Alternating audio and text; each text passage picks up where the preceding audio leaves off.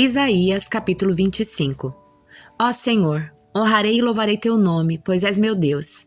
Fazes coisas maravilhosas, tu as planejaste há muito tempo e agora as realizaste. Transforma cidades poderosas em montes de ruínas.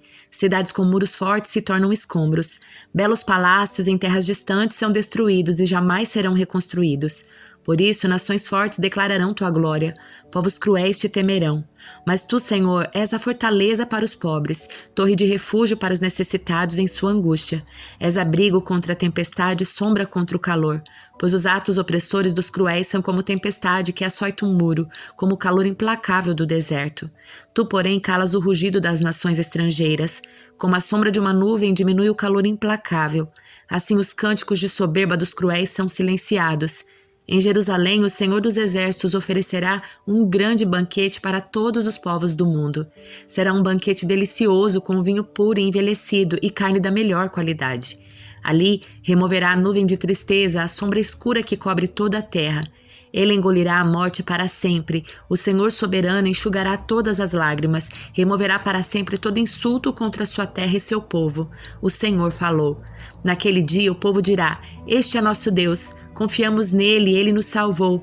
Este é o Senhor em quem confiamos. Alegremo-nos em seu livramento, pois a mão do Senhor descansará sobre Jerusalém.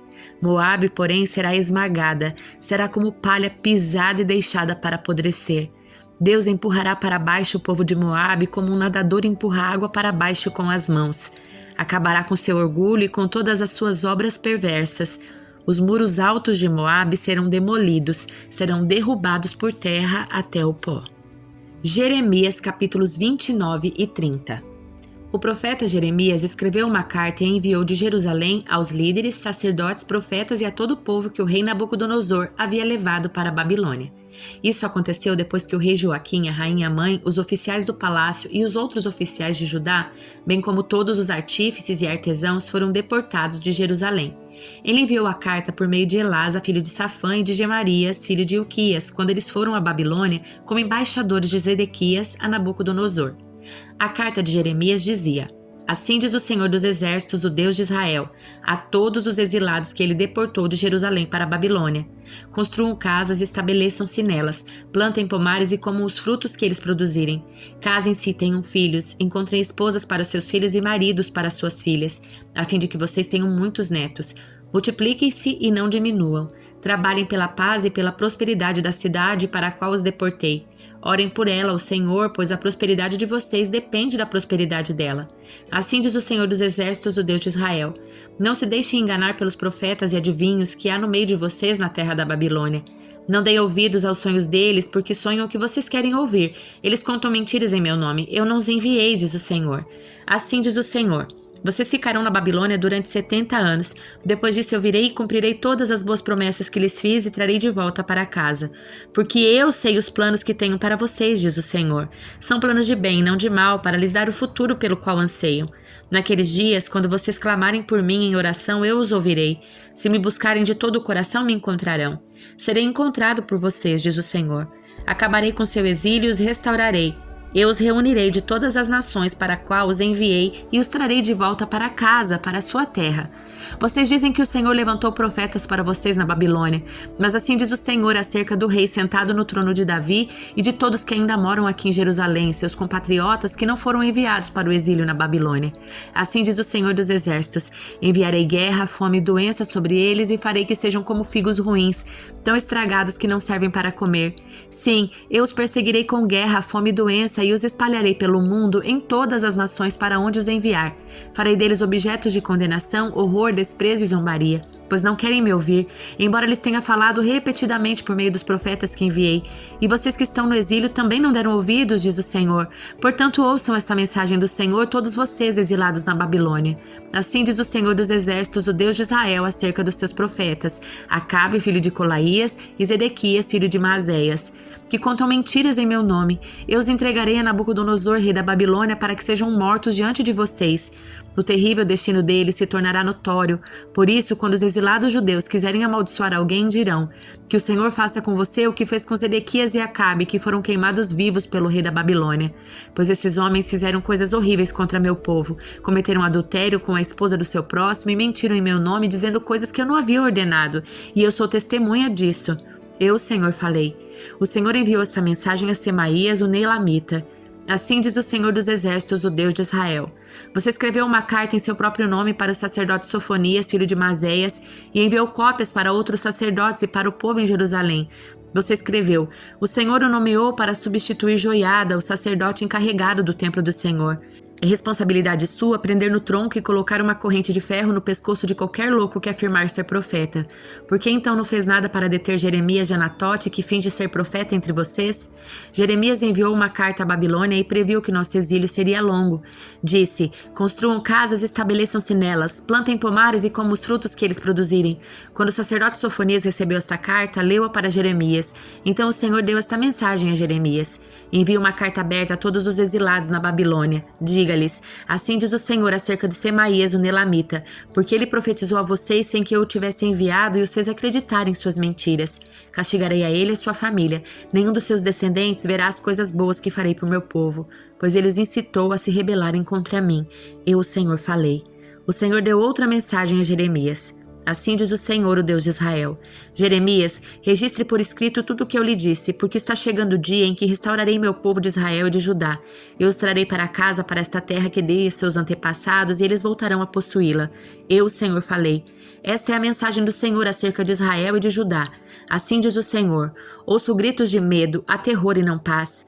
Parem e pensem, acaso homens dão à luz? Então por que estão aí com o rosto pálido e as mãos na barriga como a mulher em trabalho de parto? Em toda a história nunca houve uma ocasião de tanto terror. Será um tempo de angústias para Israel. No final, porém, ele será resgatado. Pois naquele dia, diz o Senhor dos Exércitos, quebrarei o jugo que está sobre seu pescoço e arrebentarei suas correntes. Não serão mais escravizados por estrangeiros. Pois meu povo servirá ao Senhor seu Deus e ao descendente de Davi, o rei que estabelecerei para eles. Portanto, não tenham medo, meu servo Jacó. Não desanime Israel, diz o Senhor. Pois eu trarei de volta da terra distante e seus descendentes retornarão do exílio. Israel voltará a ter uma vida de paz e sossego e ninguém o assustará. Porque eu estou com você e o resgatarei, diz o Senhor. Destruirei completamente todas as nações entre as quais os espalhei, mas você não será completamente destruído. Eu o disciplinarei, mas com justiça. Não posso permitir que fique impune. Assim diz o Senhor, seu ferimento é incurável, é uma ferida grave. Não há ninguém para socorrê-la, não há remédio que cure sua ferida. Todos os seus amantes a abandonaram, não se importam com você. Eu a feri cruelmente como se fosse meu inimigo, pois seus pecados são muitos e sua culpa é grande. Por que se queixa do seu castigo, dessa ferida que não tem cura? Tive de castigá-la, pois seus pecados são muitos e sua culpa é grande. Mas todos que a devorarem serão devorados, todos os seus inimigos serão enviados para o exílio, todos que a saquearem serão saqueados, todos que a despojarem serão despojados. Restaurarei sua saúde e curarei suas feridas, diz o Senhor, pois a chamam de rejeitada, Sião, cidade com quem ninguém se importa. Assim diz o Senhor. Quando eu trouxer Israel de volta do exílio e restaurar sua situação, Jerusalém será reconstruída sobre suas ruínas e o palácio voltará a ser habitado. Haverá alegria e cânticos de gratidão, e eu farei meu povo se multiplicar e não diminuir. Eu os honrarei e não os humilharei. Seus filhos prosperarão como no passado. Eu os estabelecerei como nação diante de mim e castigarei quem lhes fizer mal. Voltarão a ter o próprio governante e ele virá do meio deles. Eu o aproximarei de mim, diz o Senhor. Pois quem ousaria se aproximar por conta própria? Vocês serão meu povo e eu serei o seu Deus. Vejam a ira do Senhor irrompe como uma tempestade, um vendaval sobre a cabeça dos perversos. A ira ardente do Senhor não passará até que ele cumpra tudo o que planejou. Em dias futuros, vocês entenderão tudo isso. Primeira carta de João, capítulo 5. Todo aquele que crê que Jesus é o Cristo é nascido de Deus.